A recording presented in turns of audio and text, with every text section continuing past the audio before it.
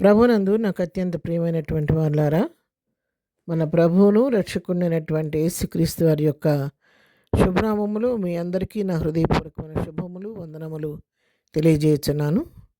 ఉదయకాల సమయంలో దేవుని వాక్యాన్ని ధ్యానం చేసుకుందాము. ఈరోజు వాక్య ధ్యానము కొరకు మనం తీసుకున్నటువంటి లేఖన భాగము కీర్తన గ్రంథము 103వ కీర్తన 1-2 వచనాలు చదువుకుందాము. నా ప్రాణమా యెహోవాను సన్నతించుము, నా అంతరంగంలో ఉన్న సమస్తమా ఆయన పరిశుద్ధ నామమును సన్నతించుము. నా ప్రాణమా యెహోవాను సన్నతించుము, ఆయన చేసిన ఉపకారములలో దేనిని మరువకము. ఆమేన్. దేవుని నామమునకు మహిమ కలుగును గాక.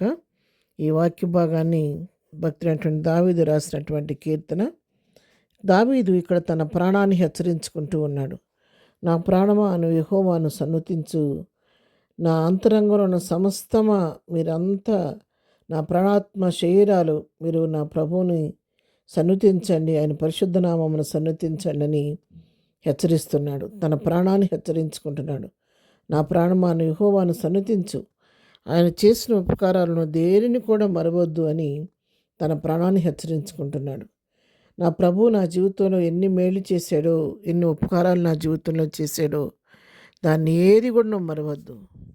ప్రతి ఒక్క ఉపకారాన్ని నువ్వు జ్ఞాపకం చేసుకొని నా అంతరంగంలో ఉన్న సమస్తమా నా ప్రభువును సన్నుతించండి అని తన ప్రాణాన్ని, ప్రాణాత్మ శరీరాలను హెచ్చరించుకుంటున్నట్టుగా మనం ఇక్కడ చూస్తున్నాం.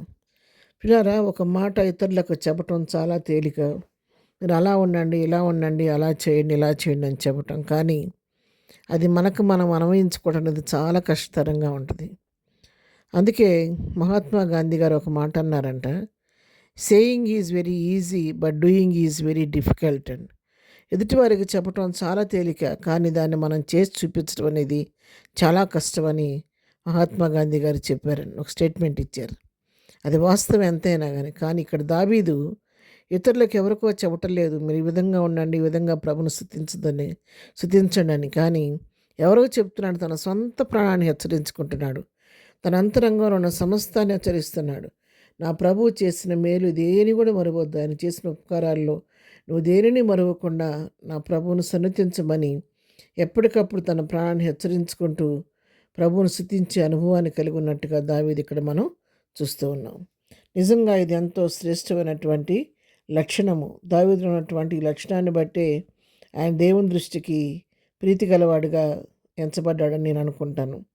మరి తన ప్రాణంతో, శరీరంతో, ఆత్మతో చెప్పి ప్రభువు చేసిన మేలన్నీ తలపోసుకొని ప్రభువుని మహింపరుస్తూ ఉన్నాడు. ఒకప్పుడు గొర్రెల దొడ్డిలో ఉండి గొర్రెలు కాసుకునే నన్ను నా ప్రభువు ఏ విధంగా బయటకు తీసుకొని వచ్చాడో, మరి గొర్రెల దొడ్డి నుంచి నన్ను ఏ విధంగా సింహాసనం మీదకి తీసుకొచ్చి రాజుగా చేశాడు, అది నేను మర్చిపోవద్దు. మరి నా శత్రువైనటువంటి సౌలు నన్ను తరుముతూ నన్ను వెంటాడుతున్న పరిస్థితిలో, మరణాంధకారపు లోయలో నేను సంచరిస్తున్నప్పుడు ఆయనను ఏ విధంగా తన దుడ్డుకరతో, దండంతో నన్ను ఆదరించాడో, నన్ను సంరక్షించాడో నా ప్రాణమాను మర్చిపోవద్దు.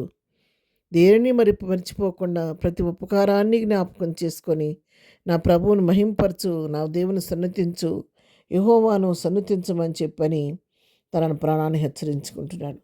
ఈరోజు ఉదయకాల సమయంలో దావీదు నీతో నాతో కూడా మాట్లాడుతున్నాడు. ఈ అనుభవం మనం కూడా కలిగి ఉంటే మనం కూడా దేవుని దృష్టికి ఇష్టలుగా ఉంటాం పిల్లరా. మరి ఇక్కడ మనం కూడా మన జీవితంలో గత సంవత్సరం అంతా దేవుడు తన రెక్కల కింద కాచి కాపాడాడు. నూతన సంవత్సరాన్ని దయాకిరీటంగా ఇచ్చాడు. ఈ మొదటి పునరుద్ధరణలో మనం ప్రవేశపెట్టాడు. దేవుని సన్నిధికి వెళ్ళి మనం కూడా గత సంవత్సరం అంతా నీ పట్ల, నీ కుటుంబం పట్ల, నీ బిడ్డల పట్ల దేవుడు చేసిన మేళ్ళను తలపోసుకోండి. ఆయన చేసిన ఉపకారాలన్నీ ఒకసారి జ్ఞాపకానికి తెచ్చుకోండి. చేసిన ఉపకారాలన్నిటిని బట్టి ప్రభునామాను మహింపరచండి, దేవుణ్ణి సన్నుతించండి.